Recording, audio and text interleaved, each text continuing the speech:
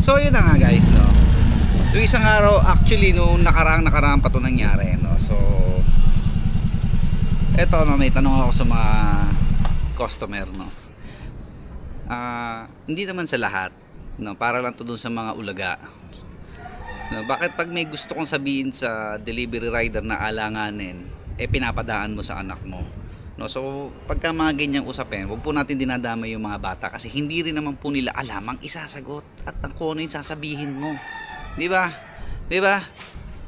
So yun, another day, another delivery. Okay? So kasi nung nakaraang araw may nangyari. Okay? So ito na nga,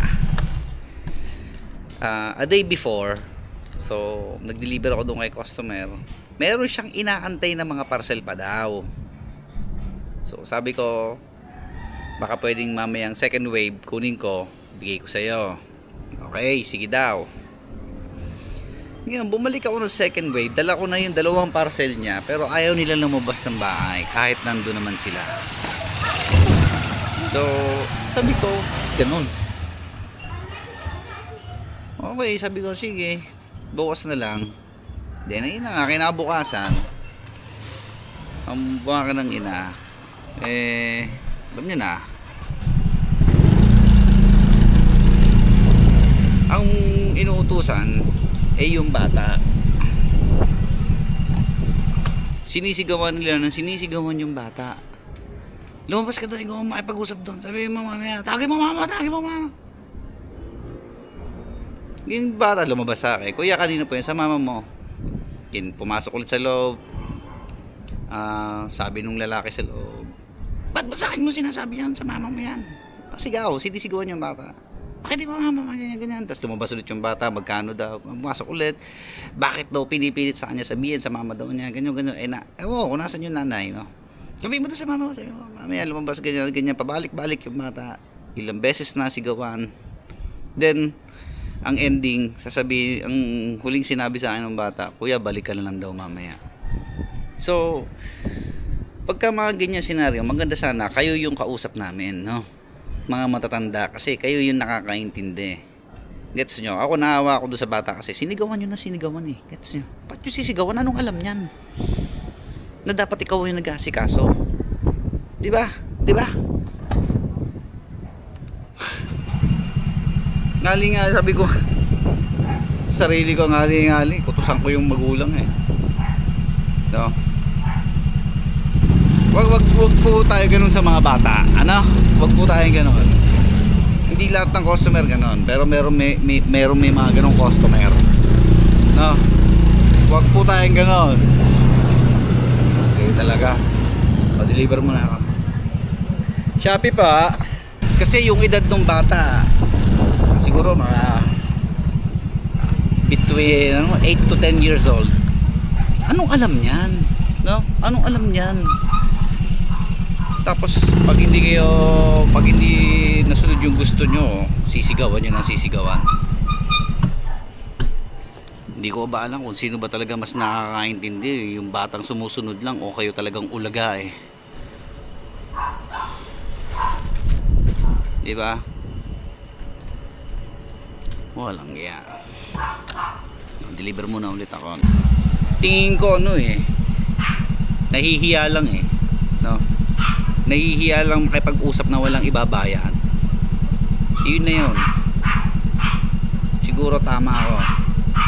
Kasi ayaw nyo humarap sa akin. Yung bata ng bata ang inuutusan nyo, tapos sisigawan nyo ng sisigawan.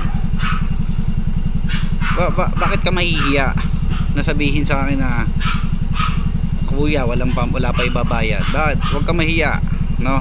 Huwag ka mahiya kasi ang kapal ng mukha mo nung chinek out mo yan, alam mo palang wala kang pera, di ba? Di ba? Tapos pagsisigawan nyo yung bata, walang ya uten. Wisit na buhay yan, oh. Kawawa yung bata eh, lintik kayo. Tapos magpabalik-balik ng bata, sisigawan nyo ng sisigawan.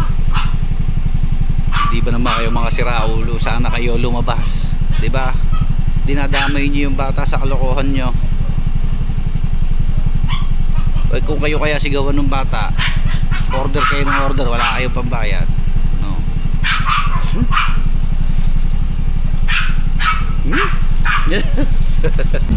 Ang akin lang naman, no?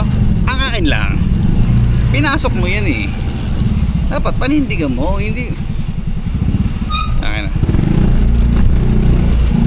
Sa totoo lang, walang problema sa akin kung sasabihin nyo na wala na kayong pambayad. Matutuwa pa nga ako. Ika-cancel na lang natin yung parcel eh, diba? Kailangan, kinakainis ko eh yung bata, no? Anong alam ng bata? Tapos sinigawan nyo ng sinigawan. Tama ba yun? Diba? Boss! Wala pa boss.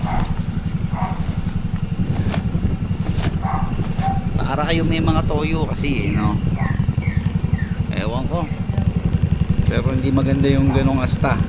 Hindi nyo tatandaan yun.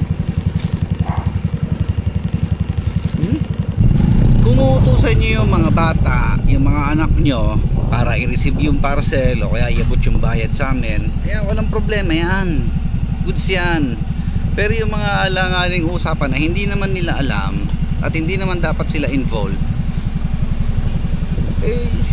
wag naman, di ba? Wala namang alam yung bata eh. Anong alam nun? Saka na payak na yung bata, kakasigaw nyo ng ganito ganyan. Hindi nga alam ng bata yung nangyayari, kung ano-ano inuutos nyo, ano-ano sinisigaw nyo na ganyan-ganyan na sabihin sa akin. Anong alam nyan naman.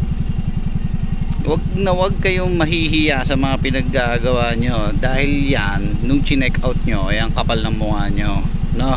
Paulit-ulit ko sasabihin yan ngayong vlog na to, no?